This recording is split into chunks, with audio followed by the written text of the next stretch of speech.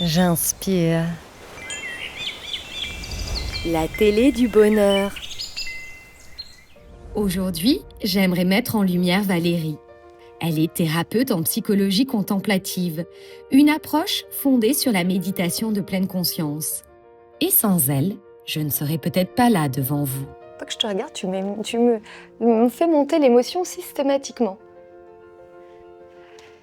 Bienvenue sur J'inspire, la télé du bonheur. Alors comme vous le savez maintenant, tous les mois, j'interviewe tous mes ambassadeurs du bonheur. Et aujourd'hui, je suis en compagnie de Valérie Limon, une personne lumineuse qui m'a beaucoup aidée sur le chemin de la guérison. Merci Valérie d'être là. Merci. D'être venue jusqu'à moi, jusqu'à Paris, alors que tu n'habites pas ici. Pour cette interview, ça me touche beaucoup. Bonjour à toi. Bonjour à tous. Donc, pour les téléspectateurs, tu m'as fait un suivi thérapeutique pendant 1 an, gratuitement. Et d'ailleurs, c'est pas un hasard qu'on propose cette interview, parce que sans toi, je ne serais certainement pas là aujourd'hui. Mais vraiment, au sens propre du terme. Donc voilà, ça a été la période la plus sombre de ma vie, la plus difficile. Je dis souvent, et je sais que tu n'es pas au courant, je t'appelle mon ange gardien. Parce que pour moi, tu m'as sauvé la vie. Alors, parce qu'il faut remettre dans le contexte, en fait. Tu vois, je faisais partie à cette époque-là d'un centre de méditation. Et puis, je faisais aussi partie d'une formation qui formait des thérapeutes à une approche contemplative de la thérapie. Tu vois? Donc, évidemment, c'était dans ce contexte-là. Et dans ce contexte, oui, il y avait une gratuité, il y avait un accueil, et c'était quelque chose qui faisait partie de ma vie et que je donnais vraiment avec beaucoup de bonheur, en fait. Et ça me nourrissait, moi aussi. Donc, est-ce que tu peux nous expliquer cette formation que tu faisais à l'époque? Tu as dit une approche contemplative, mais je pense que la plupart des gens ne savent même pas de quoi tu parles. Hein. Oui, bien sûr. Alors, ça s'appelle la psychologie contemplative et c'est issu, on va dire, un peu d'un métissage de l'approche psychologique et de l'approche contemplative de la méditation.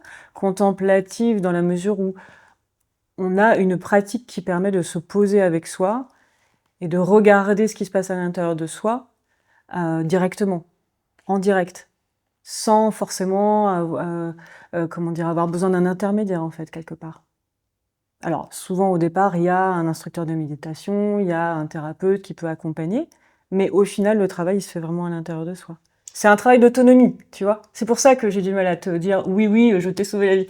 Non, j'ai été une accompagnante pendant quelque temps et j'ai vu des choses aussi chez toi, je t'ai peut-être fait reflet de quelque chose. Mais voilà. Ah, je comprends mieux. Donc, dans l'approche contemplative, dans la psychologie contemplative, c'est le suivi que tu m'as fait à l'époque, c'est aider la personne à être autonome pour guérir. Complètement, oui. Cette façon de regarder la santé part du principe qu'on a tous en nous cet espace intérieur de santé, tu vois, fondamental, auquel on peut se connecter par la pratique de la méditation.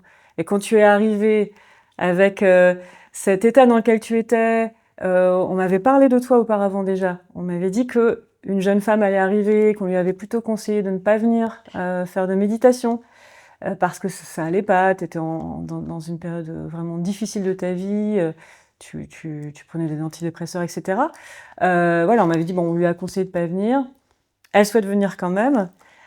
Comme tu as fait, Karuna, la formation en psychologie contemplative, est-ce que tu veux bien l'accompagner pendant la semaine? Puisque j'étais spécialisée dans les états un petit peu, émotionnels un peu intenses, tu vois, du coup. J'étais fléchée comme ça. Et je t'ai vu arriver effectivement avec quelque chose de chargé, ou ce que tu m'as dit, c'était des choses qui étaient quand même plutôt négatives. Mais moi, en m'ouvrant à toi, ce que je vois aujourd'hui, ton grand sourire, ta pétillance, c'est quelque chose de très vivant, tu l'avais déjà. Et j'ai eu l'impression simplement de te faire le miroir de ça. Je sais pas si tu te souviens, à un moment donné, je t'ai dit « Attends, excuse-moi, arrête-toi. J'entends ce que tu dis. J'entends ta souffrance, j'entends tout ce qui va pas en ce moment dans ta vie. Mais moi, ce que je vois, c'est autre chose. Je vois, quelqu'un qui sourit, qui est vivant, et je sais pas si tu te souviens, ça t'a arrêté. Et t'as pris 5-6 minutes, t'es resté un petit peu comme si tu te réveillais un peu d'un sillon, là, tu vois, que tu répétais beaucoup. Et puis j'ai dit, ah bon Et à ce moment-là, tu est-ce que tu peux me décrire ce que tu vois? Je sais pas, non, tu t'en souviens pas de ça? Non, je m'en souviens pas, vas-y, Ouais. continue. Je suis Et étonnée. voilà. Et du coup, je te dis, bah voilà, moi, en fait, j'entends ta souffrance, mais je vois aussi tout le reste, en fait. Et là, tu te dis, oh là. Et un petit peu plus tard, tu me dis, ah oui, je pense qu'en fait, dans mon univers personnel, il y a beaucoup de négativité, et je me suis quelque part identifiée à ça, en fait. Ah ouais, donc tu avais vu un potentiel en fait chez moi de guérison ou Bah, une lumière. Oui, quand tu t'assois en méditation, pour moi, le principe même, c'est que justement, cette lumière, elle est là pour chacun, en réalité. Et souvent, on n'en est absolument pas conscient, on est séparé parce qu'on a complètement investi le monde extérieur, la projection, et on est sans cesse occupé, tu vois, à se projeter dans l'extérieur, etc. Donc on déserte complètement son intériorité, et on se coupe d'un endroit qui est posé, oui, qui est en paix, qui peut être, tu vois, assis, aligné, et lumineux, aimant. Et quelque part, voilà, c'est la base qu'on cherche à recontacter, en fait, dans la méditation. Mais du coup, quand on se détend là-dedans et quand on trouve refuge dans cet endroit-là régulièrement, tu le connais, c'est un endroit où on se sent profondément à la maison, profondément bien. Et ça, c'est pas que je l'ai vu chez toi, c'est qu'il est là chez chacun, tu vois. Ouais, c'est ça, c'est qu'on a cette part lumineuse et de paix intérieure, et c'est ce que je veux montrer avec cette émission, que tout le monde peut y accéder, tout le monde peut être heureux, mais il faut y aller. Après aussi, peut-être... Il faut l'explorer. Ouais, et après, je dirais aussi que peut-être, je me suis un petit peu vue en toi. Tu sais, on s'est dit tout à l'heure qu'on a 10 ans d'écart, et quelque part, il y a peut-être un peu aussi ce reflet de sororité, un petit peu. Et c'est vrai que moi, quand j'avais entre 20 et 25, 26 ans, j'ai connu des épisodes dépressifs assez importants. Et c'est la rencontre de la méditation qui m'a permis aussi de trouver le chemin vers cet endroit beaucoup plus stable et beaucoup plus ouvert, tu vois. Comme si, en plus, j'avais aussi fait ce chemin d'aller voir mes ombres, de rencontrer ces endroits qui font peur, parce qu'on se dit qu'on va rester complètement enfermé là-dedans, c'est collant, c'est marécageux. Mais à un moment donné, voilà, j'ai touché ça, et du coup, quelque part, je suis absolument convaincue que c'est là chez chacun. Et je vais devoir raconter mon histoire pour tous les téléspectateurs et les internautes et de recontextualiser un petit peu ma situation. Donc à l'époque, j'étais en sevrage d'antidépresseurs. Ça faisait 3 fois que j'essayais de les arrêter, et c'est la période la plus sombre de ma vie. Parce qu'en fait, j'étais droguée sur ordonnance. D'ailleurs, j'ai essayé d'écrire un documentaire qui s'appelle « Droguée sur ordonnance ». Parce que j'ai connu un trauma, et tu le sais, à l'âge de 18 ans. Et les médecins m'ont blindée d'antidépresseurs, d'anxiolytiques, de somnifères. Donc quand je sortais de chez le médecin, j'avais 2 poches de médicaments comme ça, à 18 ans. Jamais fait de thérapie, hein. On m'a jamais proposé de thérapie. Et donc on m'a dit, voilà, la solution, ce sont les médicaments. Vous allez revivre grâce aux médicaments. Sauf que, qu'est-ce qui s'est passé ? J'ai chuté grâce aux médicaments. J'étais un vrai zombie, c'est-à-dire que je voyais un coucher de soleil, ça me faisait rien. Je voyais un enfant qui me souriait, ça me faisait rien. Je n'avais aucune émotion, aucune émotion. C'était comme si j'étais, oui, un zombie, un légume. Je passais à côté de ma vie, en fait. Et puis, quand j'ai compris le lien avec les médicaments, j'ai essayé de les arrêter une première fois. Et là, j'ai été alitée pendant 1 semaine, sans pouvoir bouger. J'avais des décharges électriques dans le corps, dans la tête, des crises d'angoisse, des tremblements, et je n'ai pas pu marcher pendant 1 semaine. Pendant 1 semaine, j'arrête ce médicament parce qu'il y en avait un que je prenais à forte dose. Je ne pouvais pas marcher, sortir de la maison. Là, j'ai compris. Là, j'ai compris que c'était à l'origine de toutes mes souffrances, mais je ne savais pas si je pourrais un jour m'en passer. Parce que j'étais comme dans un syndrome de manque, tu vois. Je tremblais. Mais j'ai pas fait tout de suite le rapprochement avec le médicament. C'est mon petit copain de l'époque qui a appelé le médecin en urgence en disant « elle sort plus de son lit, elle se plaint de décharges électriques, elle fait crise d'angoisse sur crise d'angoisse ». Le médecin, il a réfléchi, voilà.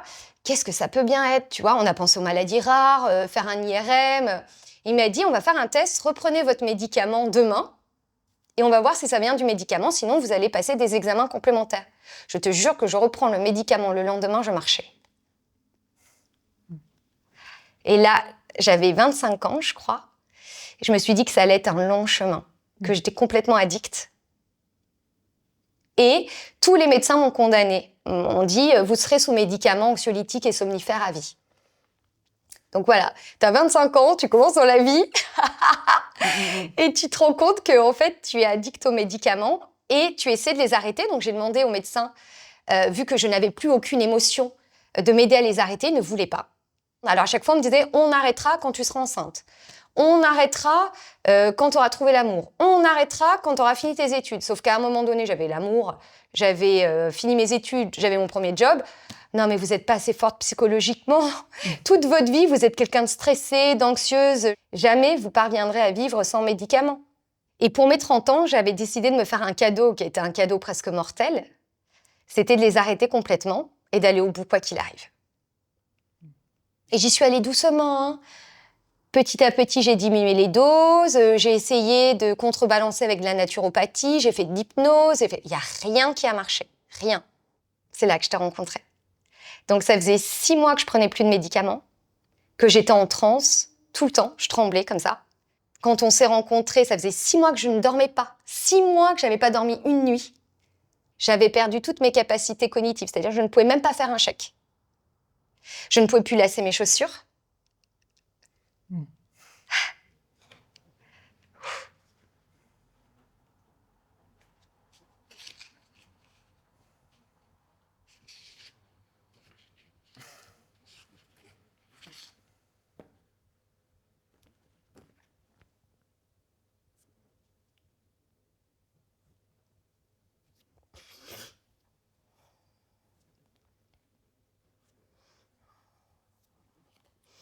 De toute façon, j'avais prévu les mouchoirs.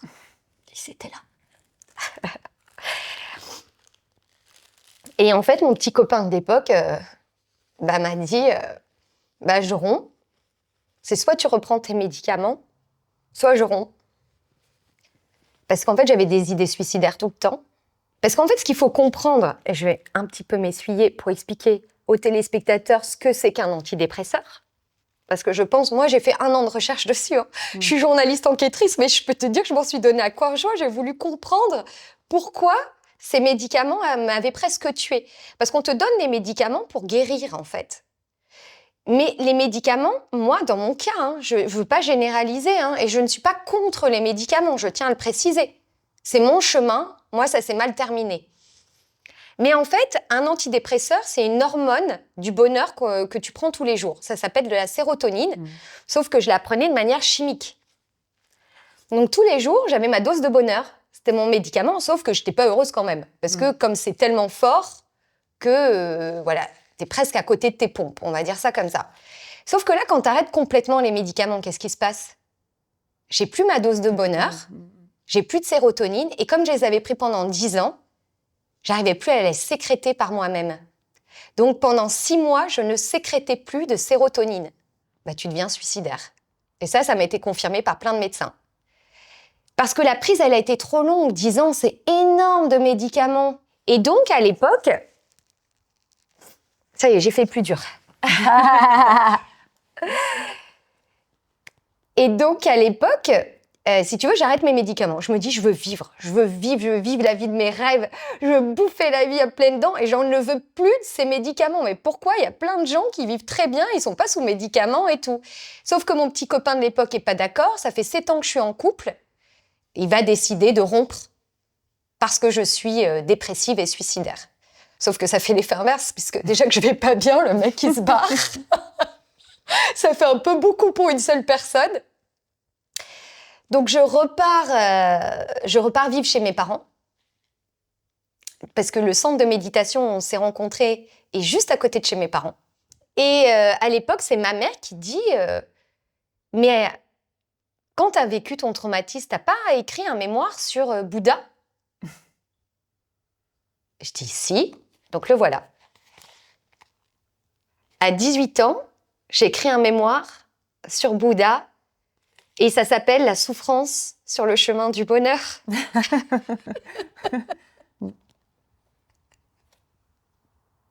C'est dingue. Bon, c'est en allemand. Ah, parce que tu avais écrit ta thèse en allemand. Ouais. Je suis bilingue. D'accord. J'ai fait du journalisme franco-allemand. Et en Allemagne, on m'a offert ce bouquin qui est Siddhartha von Hermann Hesse et c'est la vie de Bouddha.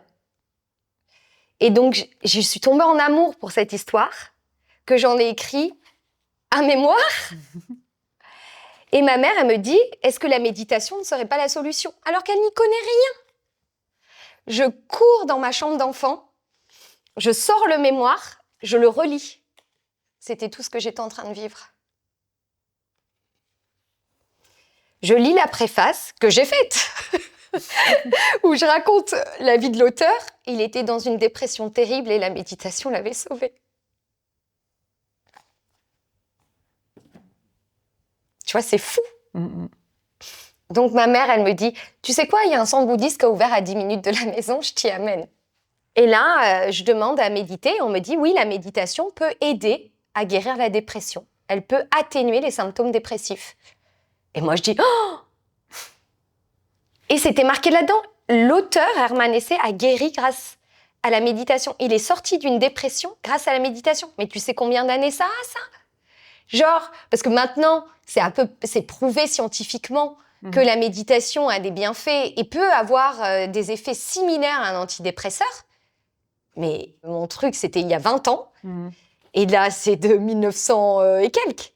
C'est l'un des livres les plus inspirants de ma vie. C'est une sagesse. C'est vraiment comment passer de la souffrance au bonheur. Et donc, j'arrive au centre bouddhiste. Et puis, au début, ils refusent de me prendre. Et toi, tu sais pourquoi? C'est pas toujours le bon moment pour méditer au début, parce que ça n'est pas que un chemin calme et paisible, tu as dû t'en apercevoir. C'est quand même se retrouver en direct aussi avec toutes ces pensées, toutes ces émotions, etc. Donc c'est pas toujours simple. Toi, tu dirais qu'il y a des contre-indications à la méditation de pleine conscience? Parce que je parle que de la pleine conscience. Ici, on parle de méditation sur le souffle. Là, on parle pas de mantra, de visualisation. On parle vraiment de celle qui est pratiquée à l'hôpital. Alors moi, j'ai vu un petit peu tout. J'ai vu des personnes qui avaient des troubles psychotiques et qui méditaient quand même. Mais j'ai aussi vu une fois quelqu'un qui a dû refaire un séjour en hôpital psychiatrique suite à un travail, à une semaine de méditation, à un moment où il était déjà en début de décompensation. Il faut faire attention. Moi, ce qu'ils m'ont dit à l'époque, c'est elle va être complètement avec ses idées noires et ses parts sombres. Est-ce qu'elle a la force intérieure d'y aller? Et toi, quand on t'a fait la proposition, je reviens un peu avant, tu t'es dit quoi? Parce que c'est quand même une lourde responsabilité. T'imagines? C'est pas simple de se dire, je vais, je sais pas, chaperonner, suivre, accompagner, peut-être, je vais accompagner une personne qui va aussi mal. En fait, quelque part, j'aurais envie de te dire, cette approche méditative, quand je l'ai expérimentée pour moi-même, elle est intense et c'est quelque chose d'assez radical. C'est que oui, tu t'assois avec tout ce qui se passe en toi et effectivement, ça inclut beaucoup d'ombre parce qu'on passe notre temps à essayer de ne pas être en contact avec. Et moi aussi, j'ai pu avoir à certains moments des pensées très négatives, y compris suicidaires. Donc, je pense aussi que peut-être cette expérience-là m'a permis de ne pas me sentir particulièrement trop impressionnée, tu vois, au point de ne pas en prendre la responsabilité. Oui. Ça t'a pas fait peur? Non. Moi, j'avais peur de moi-même. Je me dis, waouh! Je pense qu'on a beaucoup plus peur de soi-même. Ce ne sont que des pensées, malgré tout. Tu vois? Vraiment, le processus qui amène à la dépression, c'est aussi ce processus d'identification à des pensées extrêmement négatives, qu'on ressasse dans un espace mental de plus en plus restreint, avec des projections sur le futur extrêmement négatives. Ce sera toujours comme ça, je m'en sortirai jamais, je vais finir à la rue, ou je vais finir complètement folle toute seule dans mon coin, etc. Et ça, c'est vraiment le processus dépressif. Et la méditation, l'approche contemplative, c'est tout à coup, tu te désidentifies de ça. Je ne suis plus quelqu'un de dépressif qui a des pensées suicidaires. Ça me traverse, mais c'est pas moi. C'est pas, tu vois, il y a aussi cette notion-là. Tu commences à voir en fait comment tu auto-crées tout ça avec cette roue incessante, tu vois, des pensées que tu reprends et donc.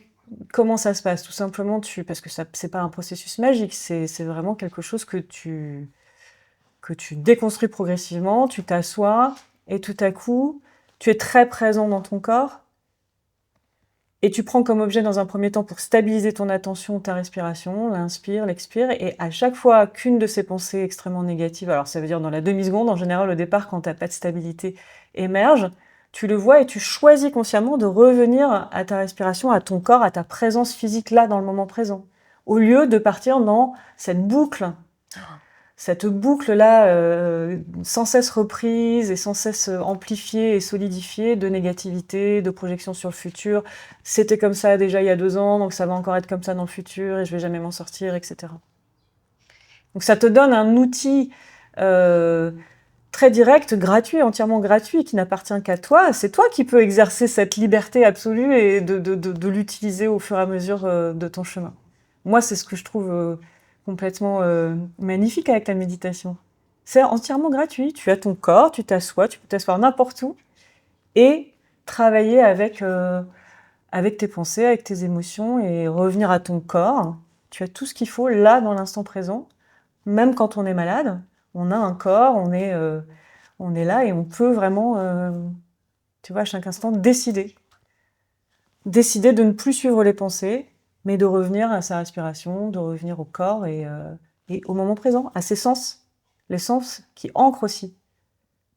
Revenir à la sensation de la brise sur la joue, revenir au son de l'oiseau, comme on a dit tout à l'heure, revenir au soleil levant, enfin voilà. Et ça, c'est une clé que j'aimerais donner aux téléspectateurs en cas de crise d'angoisse ou de crise de panique, etc. C'est un outil que tu m'as donné à l'époque. C'est que moi, je me laissais emporter par mes pensées et du coup, je partais dans cette boucle et ça amplifiait la crise d'angoisse. Et toi, tu m'as appris à revenir au corps. Là, je reviens au corps, je lâche ma pensée, rien que le poids de mon corps dans le coussin. Et grâce à ça, dans les 10 minutes, j'arrivais à arrêter une crise d'angoisse avec de l'entraînement. Ce retour au corps de « j'ai une pensée négative », je reviens au corps, au bruit des oiseaux, au bruit environnant, la musique, etc. Je me laissais plus emporter par ces pensées ou cette crise. Et même moi, je les arrêtais, les crises. Et ça, merci. Je pense qu'il y a beaucoup de gens qui font des crises d'angoisse. Et j'en connais dans mon entourage, même malheureusement des jeunes personnes que je côtoie. À l'idée de faire un examen, à l'idée de passer le permis, à l'idée. Et ils m'appellent, ils me disent « Mais comment je peux faire ?» Parce que je me laisse embarquer par ma crise d'angoisse, ma crise de panique avant de passer l'examen, etc. Et je suis incapable des fois d'aller passer cet examen. Alors des fois, ils y vont. Et puis après, ils me rappellent après. Et puis ils me disent « Oh là là, c'était l'horreur !» Donc je pense que, notamment pour les jeunes, déjà revenir au corps, c'est une première chose. Après, c'est pas suffisant pour moi. Les jeunes, voilà, c'est une attention extrêmement fragmentée, quelques secondes, avec beaucoup de sollicitations par les écrans, des récompenses, des ceci, des cela, enfin sans arrêt, un rythme extrêmement effréné, tu vois. Et du coup, passer de ça à tout arrêter, simplifier entièrement et juste être assis pour être simplement juste avec toi et ton intériorité, alors que c'est ce que toute la société nous amène à fuir, c'est un peu radical, tu vois. Donc ça peut aussi être aller se promener dans la nature, sentir ses pieds, une forme de méditation en marchant, où on porte un peu son attention sur ses pas, sur le bas de son corps pour un peu ancrer la présence, tu vois. Ça peut aussi être un peu un intermédiaire quand on n'a pas forcément encore débuté une pratique vraiment assise, qui peut être un peu plus impressionnante au départ peut-être. Et puis progressivement, il y a une confiance qui commence à s'installer dans notre capacité à être avec ces moments intenses, à les dépasser. Il y a une confiance qui grandit. Et tout à coup, on peut faire confiance au fond de notre être, en fait. Et moi, je pense que c'est peut-être de ça dont tu avais le plus besoin. Tu ne faisais pas confiance à ce qui... Sans les médicaments, sans cette béquille, tu avais l'impression que tu allais être englouti par tes pensées suicidaires, par la négativité. Et progressivement, tu as pu t'ancrer dans quelque chose d'ouvert, de lumineux, mais pas que. On est tout le temps traversé par les deux. Enfin, on est traversé par des gros nuages et on peut apprendre à lâcher un peu ça, à les laisser passer et avoir confiance que derrière ça, cette santé, elle est toujours là. Et je me rappelle, c'était un enseignant bouddhiste qui nous avait dit ça. Je mange, je marche, Je prends ma douche et je suis pas déjà dans la réunion que je dois avoir à 10 heures. Je prends ma douche, je suis sur l'eau chaude qui coule sur mon corps, ce savon avec cette belle odeur, etc. C'est de revenir, d'être dans ce que je fais. Et c'est un entraînement, ça paraît dérisoire, mais en réalité, tu retrouves toute la saveur de la vie qui s'est émoussée. Et tout redevient, tout reprend un éclat, tout reprend, ouais, vraiment un éclat de vie. Ça, je pense que tu l'as remarqué aussi. Mais moi, c'était une pétillance, quoi. C'est-à-dire que la première méditation, j'ai l'impression d'être un poisson qui allait d'un pays à l'autre. Et puis, je suis sortie dehors et j'ai vu l'éclat et les couleurs des feuilles, des arbres, des fleurs. Je les voyais plus. C'est-à-dire que j'étais tellement dans mon scénario mental de tristesse que je pouvais passer à côté de paysages magnifiques sans les voir. Et enfin, je voyais de la couleur. De toute façon, je vais te dire, hein, la première méditation, je me suis assise, j'ai pleuré de joie. J'ai pleuré de joie. Je me suis dit, ça y est, je vais guérir. Ça m'a fait rencontrer un espace intérieur où tout était possible. Maintenant, je suis hypersensible dans le bonheur. C'est-à-dire que tout est merveilleux, tout est magie, tout est... Waouh! Une fraîcheur, en fait. Ah ouais! Ça m'a reconnectée à la vie. Et puis alors, plus tu pratiques, plus tu es heureux. C'est-à-dire que moi, j'ai eu un gros travail. Tu passes pas de suicidaire à heureux, voilà. Mais là, ça fait 13 ans que je pratique. C'est que du bonheur. C'est-à-dire que quand tu vas bien et que tu as travaillé sur tes blessures et que tes traumatismes, tu les as acceptés, tout est magie, en fait. Et même quand je suis triste, j'y vois le positif. Qu'est-ce qui, d'après toi, a été déclencheur, alors, du coup? Déclencheur. C'était l'espoir? L'espoir que ça t'a donné? En fait, je me suis connectée ici en méditation à quelque chose de beaucoup plus grand. Ça se situe dans la poitrine, où il y avait juste une paix intérieure et où mes pensées n'avaient plus de prise sur moi. Et il y a autre chose, c'est ton suivi, ton accueil, ton écoute. Tu as une écoute et tu es la première personne de ma vie qui avait de l'empathie XXL. Je connaissais pas ce que c'était que d'avoir du cœur.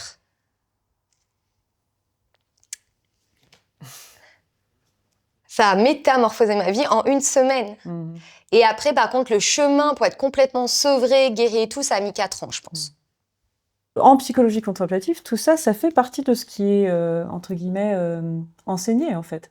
Et il y avait vraiment un entraînement à cette présence, tu vois, ouverte, bienveillante, et avec, du coup, ton corps, ton cœur, d'être présent simplement en tant qu'être humain, tu vois.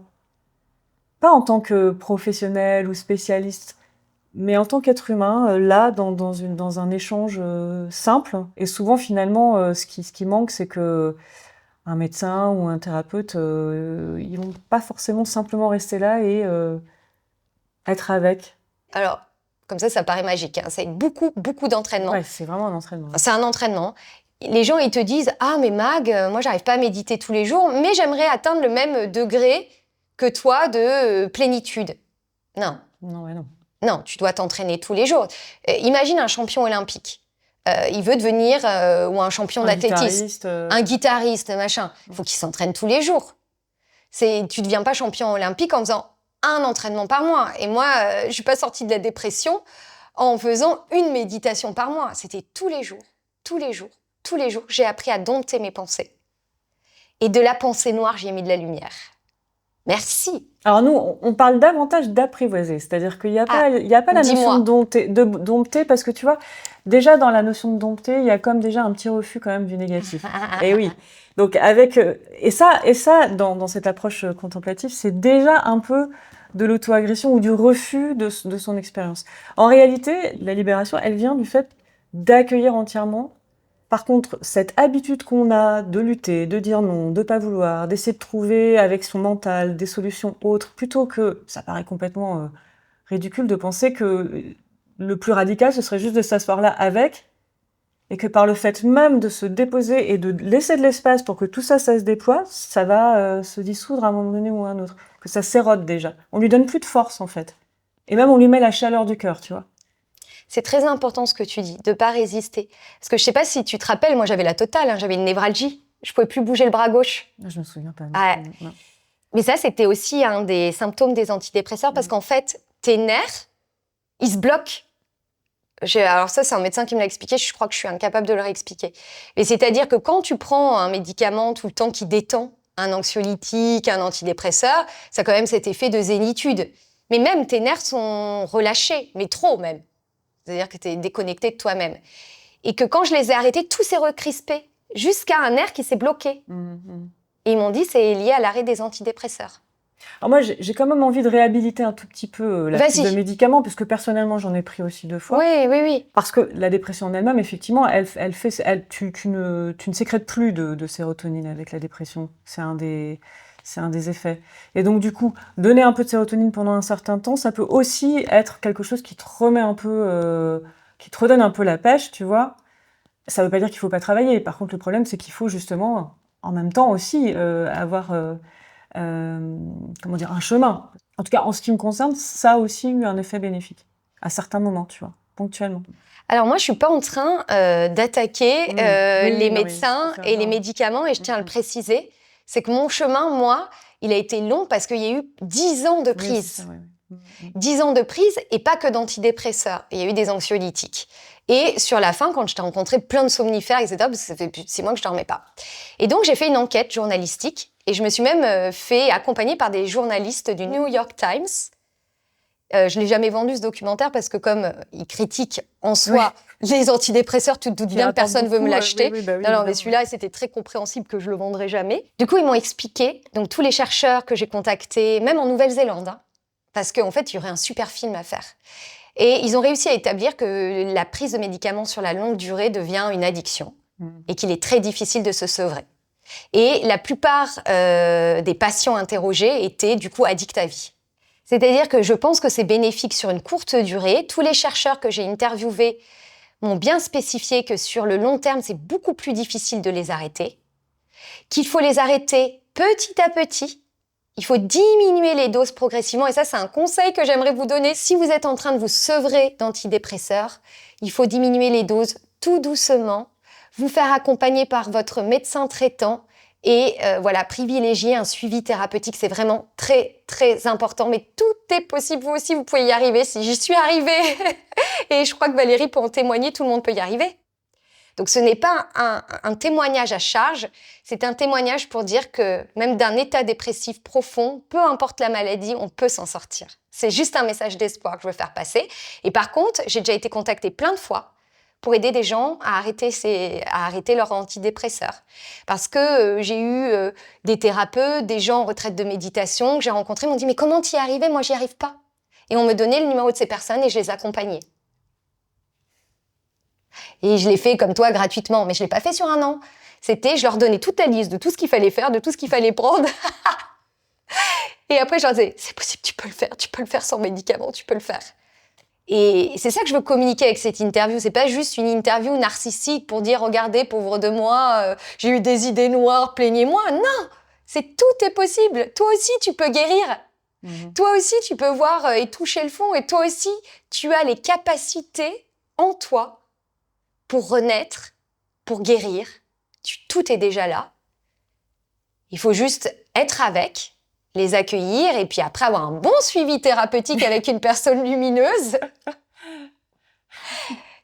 Et ça va le faire. Et je tiens quand même à préciser qu'on s'est rencontrés dans un centre de méditation dans le Limousin, que tu as commencé mon suivi thérapeutique là-bas et que, coïncidence, magie, on se rend compte qu'on habite toutes les deux Paris et que tu peux poursuivre mon suivi à Paris. Et en plus, je découvre qu'il y a une antenne du centre bouddhiste à Paris, à 10 minutes de chez moi. C'est un peu la magie de la vie, quoi. Je veux dire, tout était aligné pour que je puisse guérir. Je ne sais pas ce que tu en penses, est-ce que tu crois au hasard ? Non, je parle plutôt de synchronicité. Et c'est quoi une synchronicité ? Une synchronicité, c'est vraiment quand l'univers semble avoir aligné tout ce qui est peu probable de voir aligné, en fait. Voilà, il y a des moments dans la vie comme ça où on a l'impression que tout conspire pour notre bonheur, tu vois. Bon, encore une fois, je t'exprime toute ma gratitude parce que pour moi, quand même, tu as été l'élément déclencheur d'une guérison qui m'a sauvée. Bah, écoute. Je te remercie. Et j'espère que tu aideras encore beaucoup de personnes. Et en tout cas, moi, je fais que cette émission pour redonner la lumière qu'on m'a donnée. Tu m'as donné de l'amour, tu m'as donné de la lumière et je veux leur redonner. C'est mon seul souhait parce que me mettre à nu comme ça, raconter mon trauma, c'est juste pour aider parce que franchement, c'est pas facile. J'imagine bien. Ouais. Donc je le fais vraiment. S'il y a une personne qui se dit en regardant cette interview, moi aussi je peux arrêter mes médicaments, ou moi aussi je peux sortir de la dépression, ou moi aussi j'ai les ressources pour guérir et je peux devenir autonome, que demander de plus? Et surtout, n'oubliez pas que dans la vie, tout est possible, mais vraiment tout. Et osons ensemble créer la vie qui nous inspire. Et je vous dis à bientôt sur J'inspire. Au revoir. Et si ça vibre à l'intérieur de toi, n'hésite pas à partager et à t'abonner. On compte sur toi.